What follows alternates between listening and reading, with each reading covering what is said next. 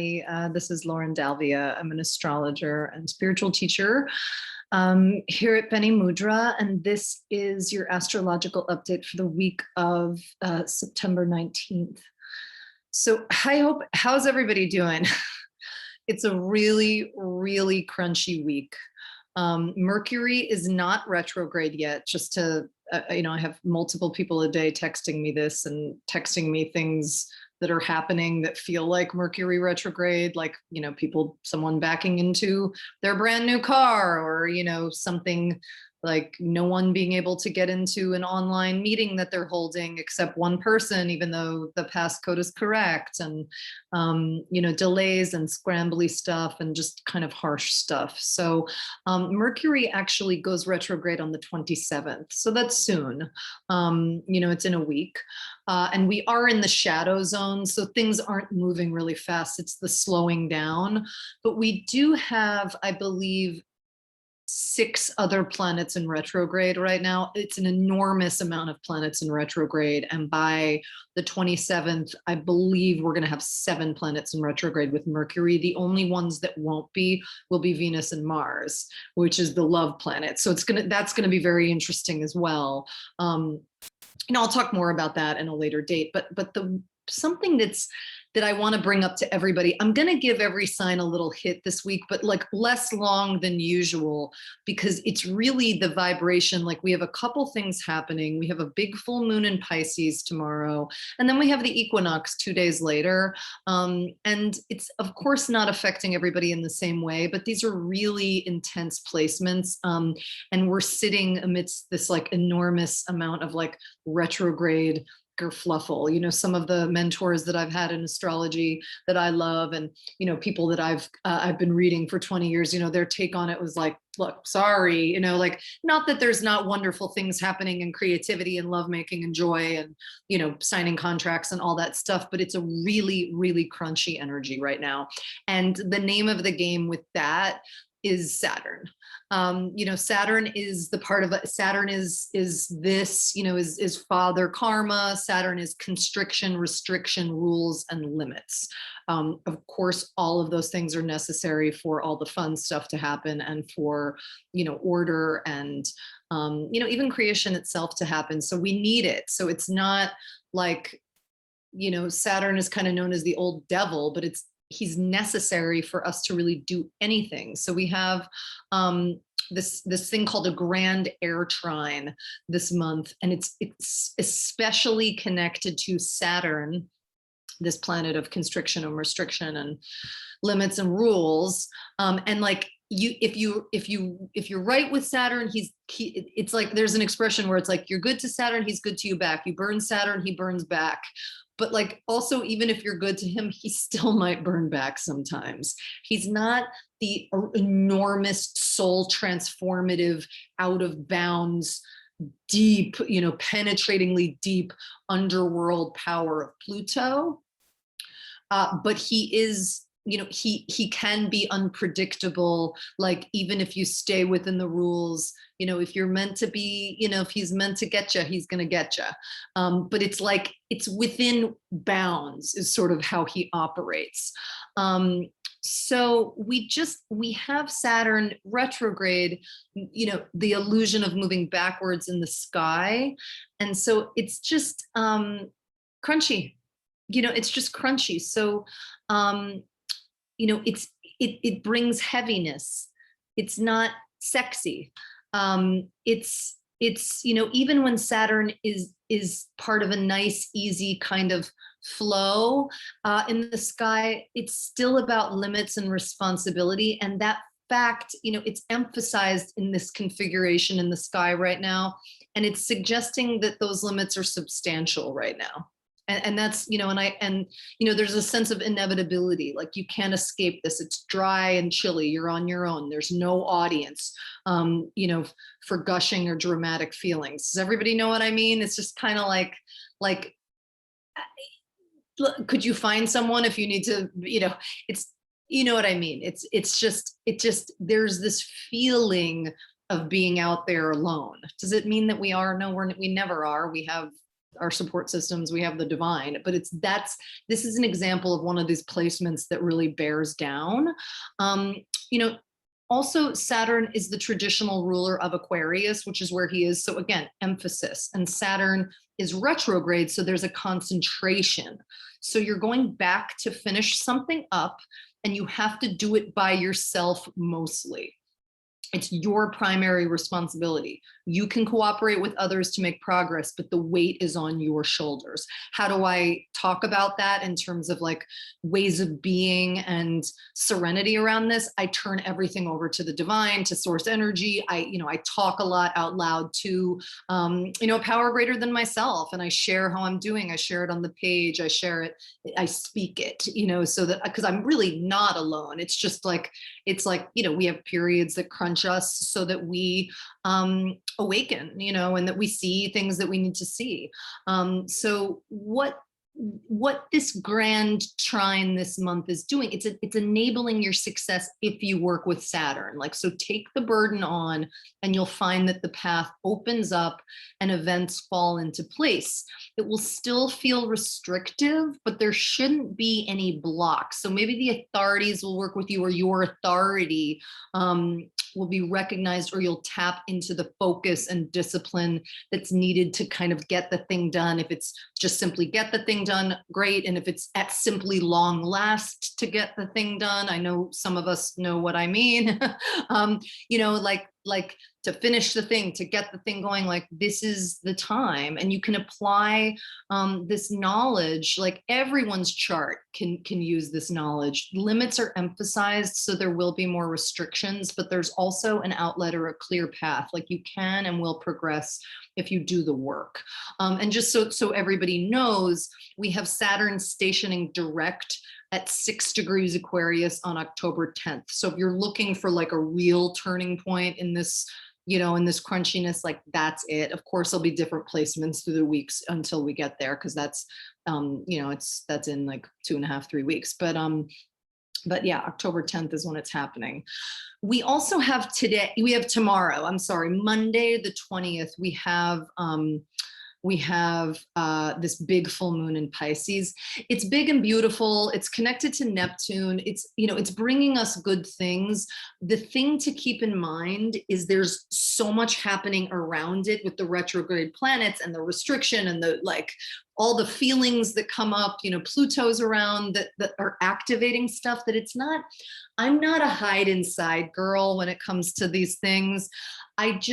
If the inclination, my humble channeling and recommendation is such that, like, if the inclination is to chill, heed that tomorrow. If the inclination is to like be Annie Oakley and like, be in the middle of the town square with a proverbial, like a fringe jacket and I would maybe, like my inner being or my personality is planning on not heeding that. Like full moons, the moon feeds off our energy, and the bigger it is and the closer to us in the sky, the crazier it can get. And Pisces is big and bountiful and loving and about compassion. But Neptune is tricky, and so is Pisces. It involves so much that that being projected upon and projecting upon others is the strongest under these placements. So it can be big, and this stuff can be big and amplified, and therefore, unsafe. Like that's when, I do unsafe things, is when I'm like, it goes overboard, like where something turns from an asset into a liability or a defective character or something, or a defense. So just bear that in mind. And when it comes to Pisces and Neptune, like what you see isn't always what you get. It's wish-washy, because by the time you're with Neptune, Pisces, and the 12th house, you're already totally merged with the infinite. You're in the deepest end of the ocean, 1,200 miles to shore in every direction. So there's just like, it's nebulous. The word for Neptune is nebulous. So just, like if you're called to create, if you're called to be loving, be loving, if you're called to rest, but like the bigness just be careful, really. And we have the Pisces tonight, which Sunday night. You're probably going to be listening to this Monday morning anyway. But we have a Pisces moon, obviously, since the full moon is in Pisces. We have this squaring the nodes in Gemini and Sagittarius, respectively. North node where we're going, south node where we're coming from. This can blur the lines between past and present. So a promise, a hope, or an avenue of escape can fade, but what lies ahead is unclear. So what's your next step? This is the moon. It can be difficult to know exactly what you need or even feel. This can be tremendously sensitive, moody, but the path forward, it involves choice. And so we're just invited to not make the same mistakes, but invited to look under what our perception of that even is. It's like there's a deep surrender and turning over involved in this. We have the moon trining Venus and sextiling to Uranus. Doesn't matter that it's just, these are just angles in the sky. This can ease you forward. It can help you move gently from the past. It's really nice. There could be new manifestations of love, old love, affection, self-esteem. It can be easier to trust or open yourself up to what's different. So the energy of this moon is increasing, culminating on the full moon of the 20th. So you're not imagining how intense it is. It really feels, it's anxiety producing. Even though the moon is big, bountiful, and compassionate, there's confusion, longing for escape, Neptune, anxiety, Neptune, Pisces, or something undefinable. These will peak on Monday during the full moon and the next day. Remember that you cannot control Pisces. It does not respond to rules. So all you can do is sort of exhale and keep reminding yourself of what you know is true, good, and grounding.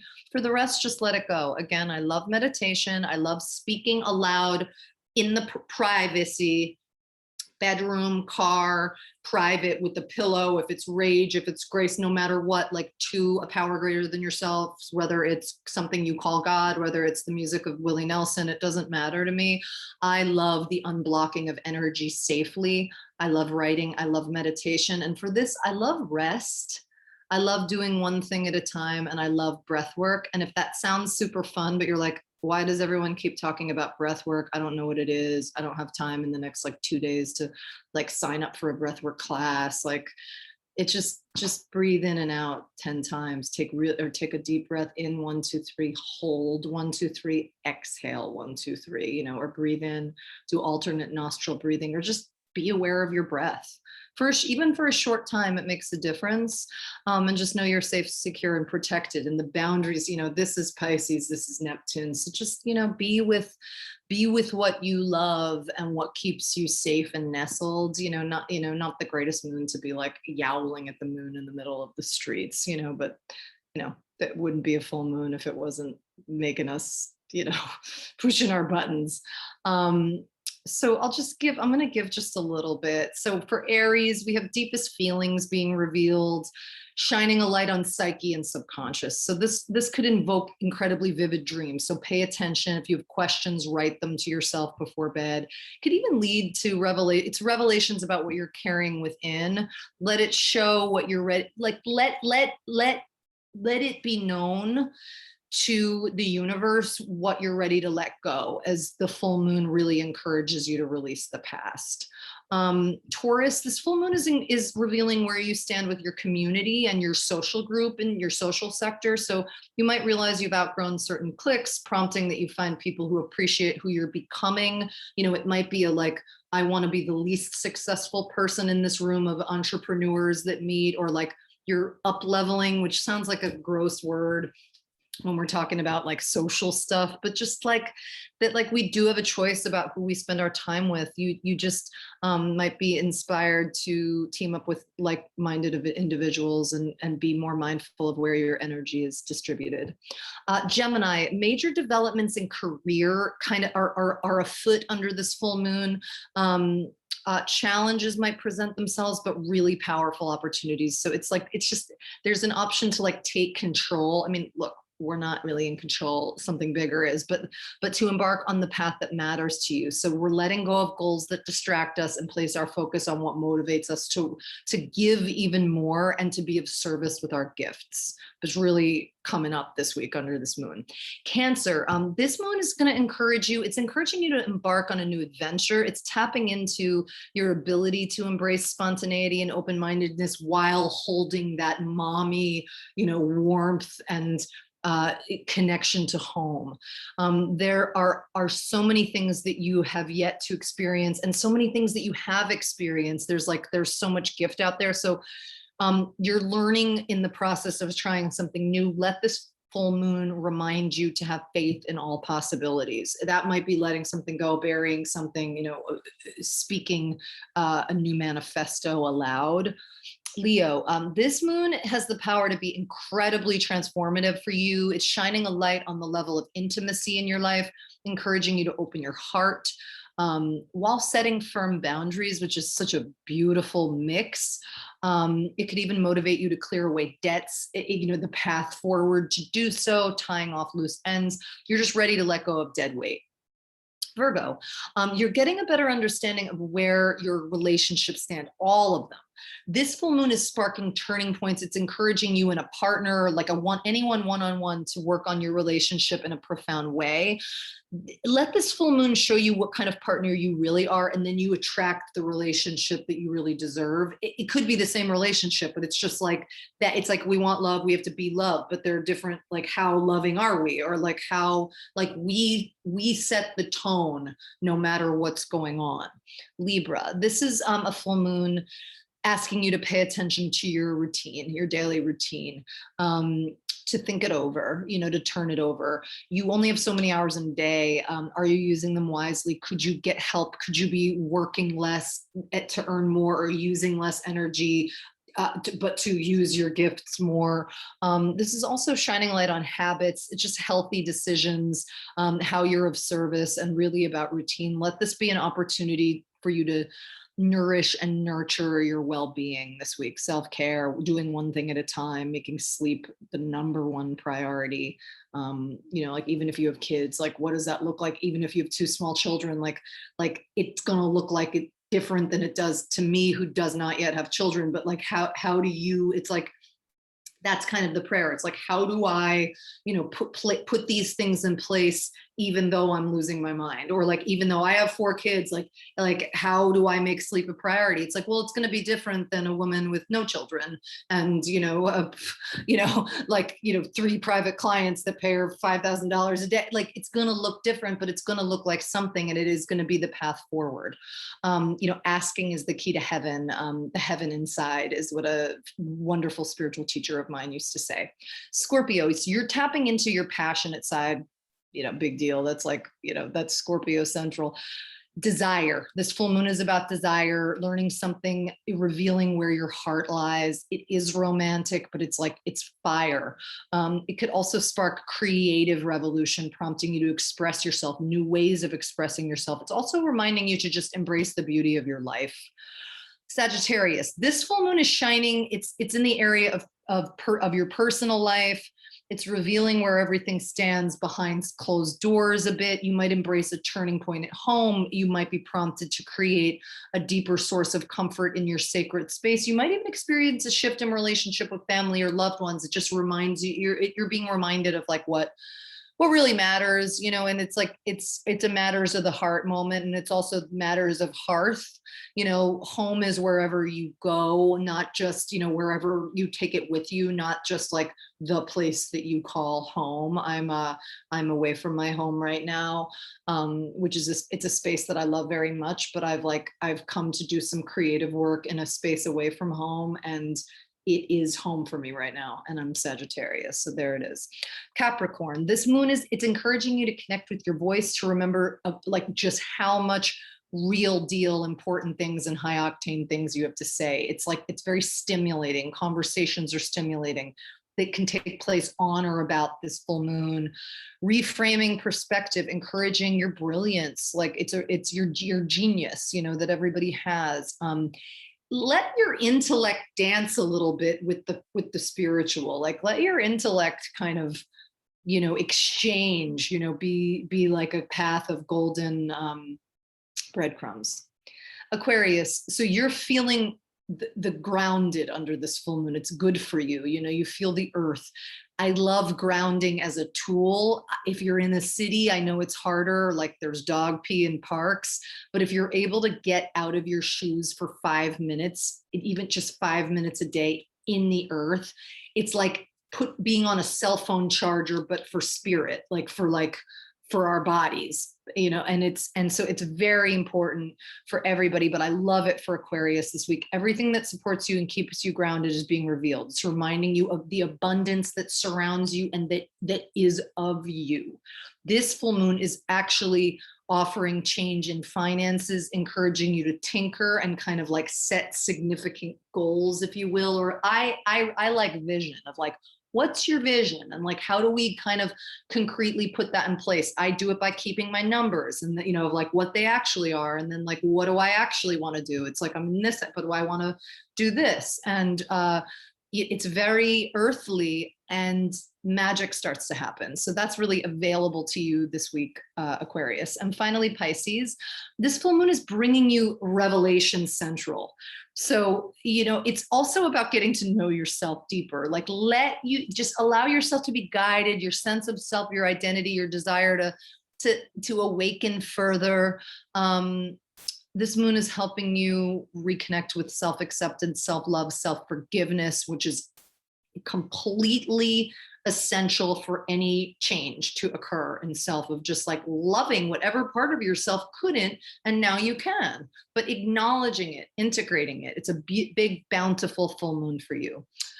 So guys, that's it. Have a beautiful week. It's crunchy, but it's bountiful. Take really good care of yourselves. I'm grateful as ever to James Bene at Bene Mudra. I am available at benemudra.com for astrological consultation and spiritual teaching. I do take on private clients on 3 and 6 month bases, based on a 3 or 6 month basis. It's really amazing. We create magic together.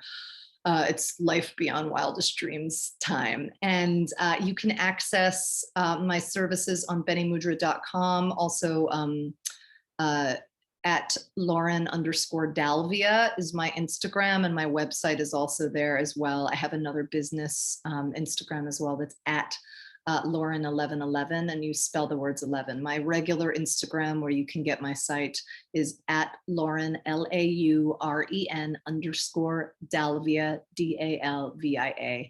And I thank all of my mentors, all of my listeners, sending you all so much love. Happy full moon, happy equinox. Oh, the last thing I wanted to say about the equinox, it's really a good time for just gathering together and taking accounts. So just let the full moon happen. 2 days later, we have the equinox, and it's just a good time to like get a handle on like what's going on with finances, stuff like that in the household, so that more creation and abundance can befall us easier for the last part of the year and the start of the next year. So much love. Bye.